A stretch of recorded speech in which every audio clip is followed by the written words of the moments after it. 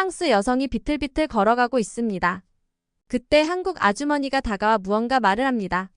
그 말을 듣자마자 프랑스 여성은 깜짝 놀랍니다. 이내 아주머니는 프랑스 여성을 업고 어두운 길로 사라집니다. 과연 프랑스 여성을 어디로 데려가는 것일까요? 그리고 이 한국 아주머니는 어떤 의도를 가지고 이런 행동을 하고 있을까요? 안녕하세요. 제 이름은 에밀리고 32세입니다. 저는 파리에 위치한 최대 규모의 기술회사 중 하나에서 선임 개발자로 근무하고 있습니다. 지금까지 저는 개발자로서 성공하기 위해 정말 많은 노력을 했습니다. 늦은 밤까지 일하고 이른 새벽마다 수없이 커피를 마시며 지치고 피곤한 하루들을 견뎌서 여기까지 오게 되었죠. 그럼에도 불구하고 제 일을 사랑하는 마음에 모든 것이 가치 있다고 느꼈어요. 여느 때와 마찬가지로 아침마다 울리는 알람을 끄고 침대에서 나와 발이 닿는 부드러운 카펫의 포근함을 느끼지 않으려 했으며 비틀거리는 걸음으로 화장실로 향했습니다. 얼굴에 찬물을 끼얹고 거울 속 제 모습을 자세히 살폈습니다. 솔직히 말하자면 많이 지쳐 보였습니다. 긴 시간을 일한 흔적이 눈가와 얼굴 피부톤에 선명히 나타나기 시작했죠. 하지만 전반적으로 나쁘지 않았습니다. 꽤 괜찮은 얼굴형, 예쁜 눈, 맑은 피부, 이 정도면 충분히 감당할 수 있다고 저는 생각합니다. 제가 스스로 말해서 웃기지만 저는 꽤 인기가 있고 나름 바쁜 생활 중에서도 외모를 가꾸고 관리를 해왔기 때문입니다. 물론 제 직업에서 외모가 중요한 것은 아니에요. 양치를 하고 머리를 정돈하며 단정한 메이크업을 마쳤습니다.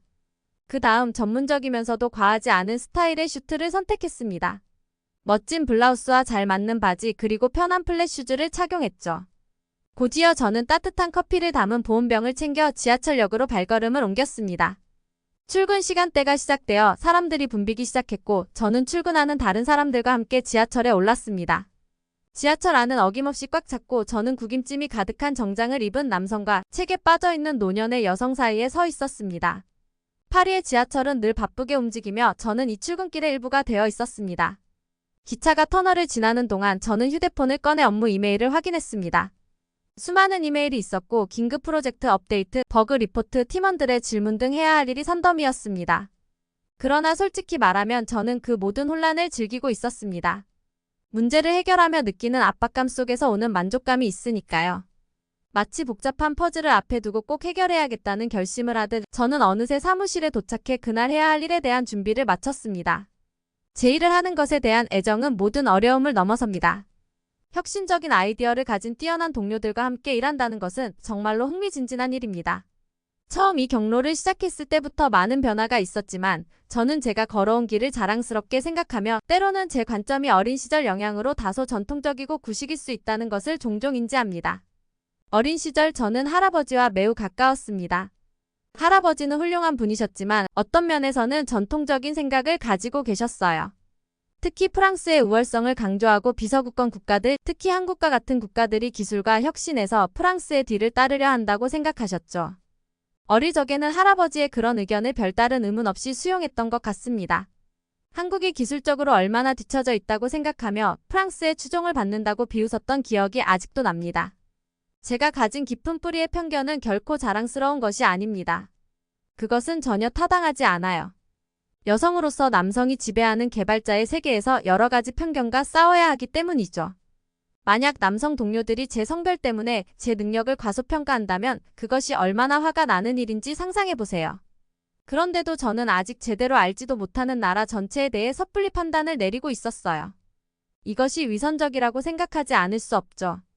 회사에서 제가 코딩에 집중하고 있을 때 제 상사인 제이크가 저를 부드럽게 불러 집중을 방해했습니다. 그는 저에게 빨리 그의 사무실로 오라고 했습니다. 제가 무언가를 잘못했나 싶어 불안한 마음으로 그의 사무실로 갔습니다. 들어서자마자 그는 미소를 지으며 저를 맞이했습니다. 저는 자연스럽게 미소를 지었습니다. 제이크는 언제나 재치 있는 농담이나 격려의 말을 건네는 친절한 상사였거든요. 무슨 일이죠, 제이크? 중요한 얘기 같은데요.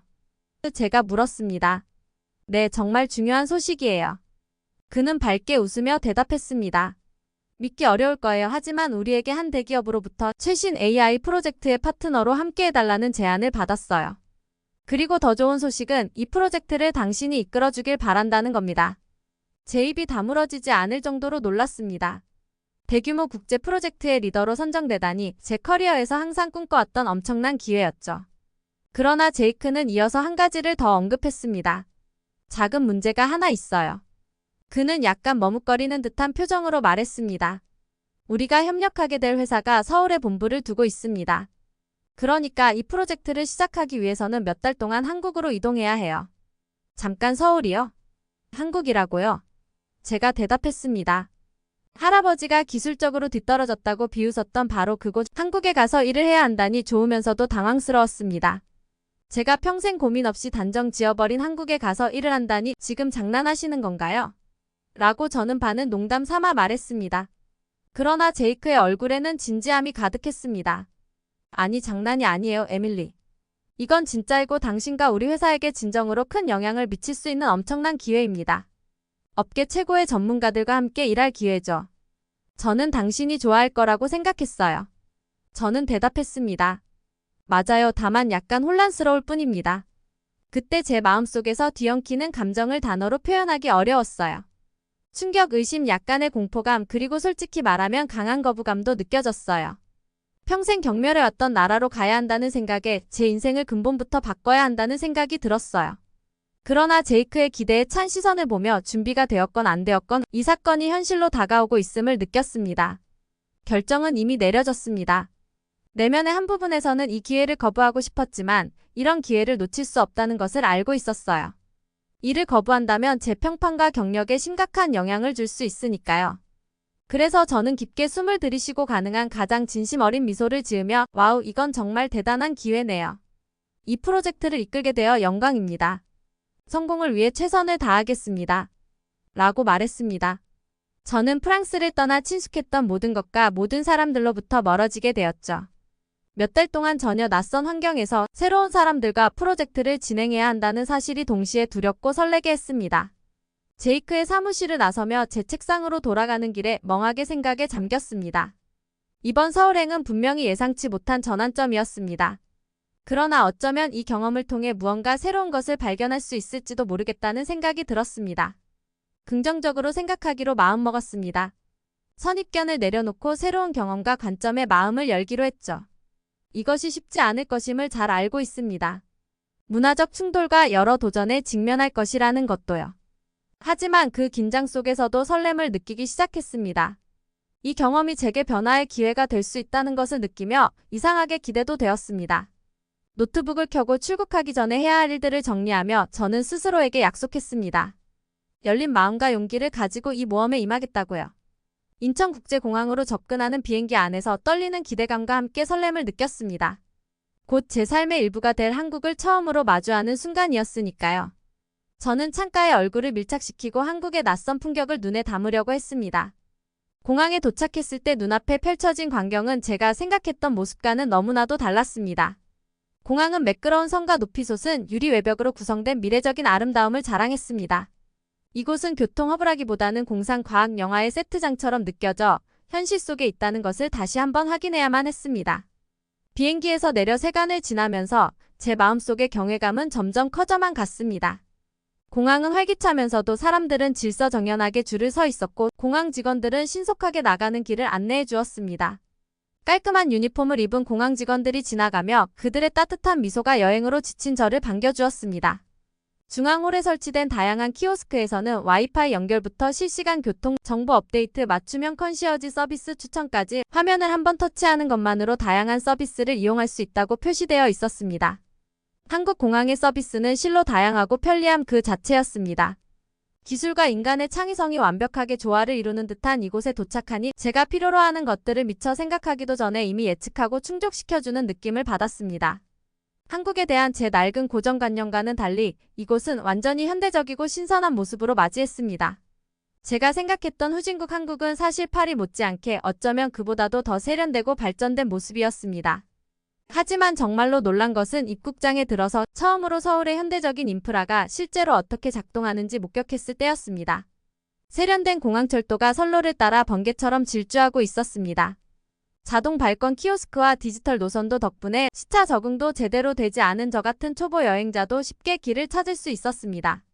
깨끗한 라인, 친환경적인 디자인, 빈틈없는 연결성 등 영화 속 유토피아적인 도시의 풍경을 현실에서 경험하는 것 같았습니다.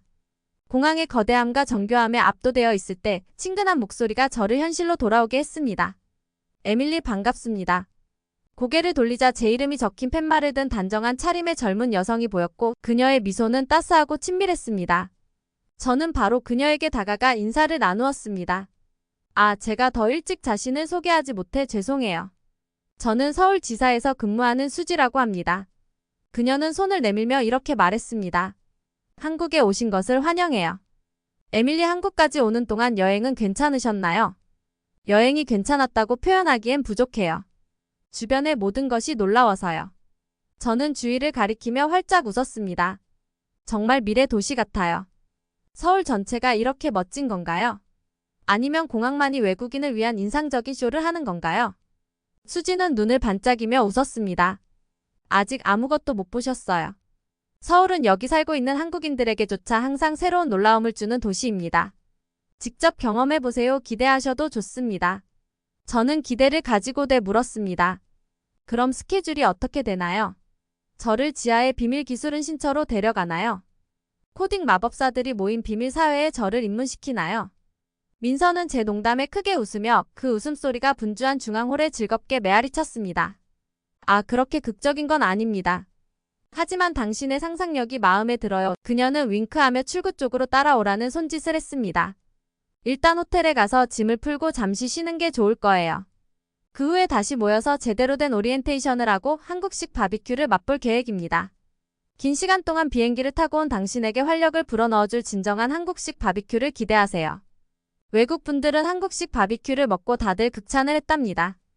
음식에 대한 언급만으로도 배가 고픈 것을 느끼며 반가운 마음으로 대답했습니다. 제가 미식가인데 정말 어떤 맛일지 기대가 됩니다. 이렇게 저는 서울이라는 도시의 생동감이 궁금했고 제가 할아버지에게 전해 듣던 한국이 아닐 수도 있겠다라는 생각이 들었습니다. 공항에서의 따뜻한 환영과 민서의 친절한 안내는 제가 한국에 대한 새로운 관점을 가질 수 있다는 것을 알려주었습니다. 상쾌하고 활기차게 느껴지는 도시 공기를 맞으며 첫 발을 내딛는 순간 설렘과 함께 감사의 마음이 저절로 생겨났습니다. 불과 하루 전만 해도 앞으로 마주할 도전을 감당할 수 있을지에 대한 확신 없는 긴장감에 사로잡혀 있었습니다. 그러나 이제 서울의 아름다운 풍경과 옆에 있는 친절한 가이드 덕분에 마치 무엇이든 할 수 있는 기분이 들었습니다. 공항에서 택시에 내리자마자 서울의 에너지가 한꺼번에 밀려오는 것을 느꼈습니다. 노점상들이 제각기 물건을 팔고 세련된 젊은이들이 바쁘게 지나가며 이야기를 나누는 모습 속에서 이 도시가 그 자체로 하나의 리듬을 타고 있는 듯 했습니다. 시차 적응의 피로가 사라지고 기대감으로 가득 찬 심장이 뛰는 것 같은 감각적 과부하를 경험했습니다. 제 가이드이자 새로운 동료인 수지는 신기한 것들로 가득 찬 제 표정을 보고 웃음을 터뜨렸습니다. 그녀는 웃으며 저를 이끌고 붐비는 인도를 걸었습니다. 걱정하지 마세요. 곧 익숙해지실 거예요. 그녀의 따뜻하고 자신감 넘치는 태도에 저도 모르게 미소 지었습니다. 서울의 매력을 조금이라도 더 경험하고 싶은 마음이 들었습니다. 하지만 수지는 먼저 호텔로 가서 짐을 풀고 휴식을 취하는 것이 중요하다고 조언했습니다. 도심 속 고층 빌딩에 반짝이는 로비로 들어서자 그녀의 말이 왜 그런지 바로 이해가 되었습니다. 호텔은 여행의 피로를 풀기 위해 세심하게 설계된 모든 편의 시설을 갖추고 있어 모던함과 편안함을 동시에 제공했습니다. 특히 한국식 온돌 바닥은 지친 몸을 따뜻하게 녹이는 데 완벽했습니다. 푹신한 침대에 몸을 기대고 창밖으로 펼쳐진 화려하게 빛나는 도시의 모습을 바라보며 설렘과 긴장, 경이로움 그리고 제가 정확히 제자리에 도착했다는 압도적인 확신을 느꼈습니다. 시차 적응을 무시하고 서울이 제공하는 모든 경험을 하루빨리 체험하고 싶었습니다. 무엇보다도 서울에서의 첫 제대로 된 경험은 눈앞에 펼쳐진 무한한 음식의 세계였습니다. 첫날 밤 수지는 저를 숨겨진 골목길에 위치한 아늑한 바비큐 집으로 안내했고 거기에서 우리는 지글지글 노릇노릇 구워지는 삼겹살과 차가운 소주를 나누며 더욱 가까워졌습니다. 밤이 깊어가고 술이 순환하면서 나는 평소 낯선 사람들에게 보이지 않는 내면의 모습을 수지에게 드러내고 있음을 깨달았습니다. 그녀의 따뜻하고 비판 없는 태도가 저에게 안정감과 이해받고 있다는 느낌을 주었습니다. 수지와의 밤새 이야기를 통해 저는 한국 사람들이 정말 따뜻한 사람들이라는 것을 느끼게 되었습니다. 이 느낌은 서울 사무실에서의 새로운 일상에 점점 더 익숙해지면서 일이 효율적으로 착착 진행되었습니다. 그리고 첫 팀 회의에 참석했을 때부터 한국 동료들의 높은 역량과 혁신적인 사고에 깊은 인상을 받았습니다. 지금까지 만나본 사람들 중 가장 예리하고 창의적인 인재들이었으며 그들의 업무에 대한 윤리적 접근 방식은 정말로 차원이 다른 것이었습니다. 복잡한 문제를 해결하기 위해 뛰어드는 그들의 즐거운 열정과 서로 아이디어를 자유롭게 주고받는 모습을 목격하며 저는 경외감과 겸손함을 느낄 수밖에 없었습니다. 그들의 협업 방식은 이전에 본 적이 없는 것으로 개인의 자존심이나 위계보다는 공동의 목표를 향한 열정을 공유했습니다. 팀의 조직 구조는 자체적으로 아름다웠는데 각자의 역할이 분명히 정의되어 있으면서도 유연한 운영 방식을 가지고 있었습니다. 장애물에 부딪힐 때마다 항상 도움을 주기 위해 대기하고 있는 전문 지식을 가진 동료들이 있었습니다. 위계 질서는 있었지만 그것은 엄격한 규칙보다는 서로를 지원하는 체계로 느껴졌습니다. 그런 동료들을 보며 저 안에서 새로운 결심이 타올랐습니다. 프로그램 구현과 전략적 사고뿐 아니라 진정한 협업의 가치와 다양한 관점의 중요성을 이 헌신적인 팀으로부터 배울 것이 많다고 느꼈습니다. 수지의 끊임없는 지원과 동료들의 조언으로 이 프로젝트가 제게 던지는 어떤 도전도 극복할 수 있다는 자신감이 생겼습니다. 이에 용기를 얻어 저는 도전에 맞섰습니다. 그리고 그 후 몇 주 동안 몇 년간 느껴보지 못했던 집중력과 동력으로 일에 몰두했습니다. 사무실에서의 긴 날은 도시의 숨겨진 매력을 탐험하는 더 긴 밤으로 이어졌고 이 새로운 경험들은 제 선입견을 깨고 이 복잡하고 매혹적인 도시에 대한 이해를 깊게 해주었습니다. 이 모든 여정 동안 수지는 변함없이 제 옆에 있어주는 동반자이자 가이드였습니다. 그녀는 숨겨진 맛집, 인적 드문 사찰 등을 소개해주며 한국 문화와 역사에 대한 제 끊임없는 질문에 참을성 있게 답해주었습니다. 아늑한 찻집에서의 깊은 대화를 통해 우리 사이에 깊은 유대감이 형성되었고 저는 여기에 속한 느낌을 받기 시작했습니다. 국적은 달랐지만 우리는 같은 일을 하며 개발자로서의 커리어를 꿈꾸는 공통의 목표를 가지고 있었습니다. 수지와 다른 동료들의 따스함과 업무 중 제 생각과 아이디어를 존중해주는 그들의 태도에 반해서 이 팀의 일원이 되고 싶다는 강한 마음이 들었습니다. 서울은 느리지만 확실하게 제 세계관을 확장시키고 예상치 못했던 방식으로 성장할 기회를 제공하며 저에게 마법 같은 경험을 안겨주었습니다. 홍대거리의 활기, 조용한 사찰의 정원, 동료들과 함께 즐기는 노래방에서의 K-팝 히트곡 부르기 등 어디를 가든 제가 변화하고 있음을 느낄 수 있었습니다. 서울은 저를 더 개방적이고 호기심 많은 사람으로 변화시켰고 주변 세계의 경이로움과 가능성에 더 활발히 반응하게 만들었습니다. 이 도시는 제가 상상도 못했던 방식으로 제 마음을 사로잡았고 앞으로의 미래를 바라보며 한국에서의 시간 동안 어떤 어려움이 있더라도 저는 여기에 있어야 한다는 것을 확실히 느꼈습니다. 저는 한국에서 이 프로젝트를 성공적으로 마무리하기로 결심했습니다. 어느 날 저녁 서울의 트렌디한 지역을 돌아다니다가 네온 불빛이 반짝이는 거리를 거니는 중에 한 바에 들어가 그곳의 활기찬 분위기에 빠져들었습니다. 그날 밤 소주를 조금 많이 마셔서 기억이 어렴풋합니다. 기억나는 것은 마지막 통화를 마친 후 인도로 비틀거리며 나와 방향을 잡으려 애쓰는 것뿐이었습니다. 평소와 달리 거리는 거의 텅 비어 있었고 집으로 서둘러 가는 몇몇 사람들만 남아 있었습니다. 새로운 길의 발견에 대한 스릴을 느끼며 평소와 다른 경로로 발걸음을 옮겼습니다. 그러다 낯선 골목길에서 길을 찾으려 휴대폰을 들여다보는 순간 예상치 못한 사고가 발생했습니다. 갑자기 발이 미끄러져 바닥에 주저앉게 되었고 발목에 심한 통증을 느꼈습니다. 아픔과 함께 어지러움과 메스꺼움이 몰려왔습니다. 욱신거리는 발을 움직이려 했었지만 그 발목으로는 어디에도 갈 수 없었습니다. 혼자 낯선 곳에 쓰러져 있는 자신의 취약함과 무력함을 깨닫고 공포가 밀려왔습니다. 그때 발자국 소리가 들려왔고 고개를 들어보니 한 아주머니가 걱정스러운 표정으로 저를 향해 달려오고 있었습니다. 괜찮아요? 그녀가 다가오며 물었습니다. 아주머니는 제 곁에 무릎을 꿇고 한국어로 무언가를 외쳤습니다. 술과 고통 때문에 제대로 상황을 파악하기 어려웠지만 그녀의 안타까운 표정과 부드러운 손길이 제 부어오른 발목을 조심스럽게 만져주는 것만은 느낄 수 있었습니다. 심하게 넘어진 것 같네요. 그녀가 영어로 말을 건네자 안도감이 밀려왔습니다. 네, 얼음 위에서 미끄러진 것 같아요. 저는 더듬거리며 대답했습니다. 여기가 어딘지 호텔로 어떻게 돌아가는지 잘 모르겠어요. 아주머니는 저를 따뜻하게 바라보며 미소를 지었습니다. 제 아파트가 바로 모퉁이에 있어요. 발목을 우선 조금 치료하고 가요. 그녀의 단단하면서도 따뜻한 어깨에 제 팔을 감싸 안으며 저는 집에서 수천 마일 떨어진 이 낯선 곳에서 가장 취약한 순간에 마주친 이 낯선 사람의 간단하면서도 진심 어린 친절의 마음이 움직였습니다. 언어의 장벽을 넘어선 그녀의 인간적인 따뜻함에 깊은 감사를 느끼며 저는 그녀가 조심스럽게 한 걸음씩 나를 이끌어주는 것을 따랐습니다. 아주머니의 집에 도착하자마자 임시 얼음 주머니로 제 발목을 받치고 그 사이 향기로운 차 한 주전자가 끓고 있었습니다. 아주머니는 재치 있는 손주 이야기부터 서울에서의 옛날 생활까지 다양한 이야기로 저를 따뜻하게 위로했습니다. 이분은 저와 전혀 연관이 없음에도 불구하고 한국 문화의 깊은 이타적 환대 정신을 보여주며 자신의 집을 열어주었습니다. 나중에는 집까지 안전하게 돌아갈 수 있도록 택시까지 불러주셨고 따뜻한 작별 인사를 나누었습니다.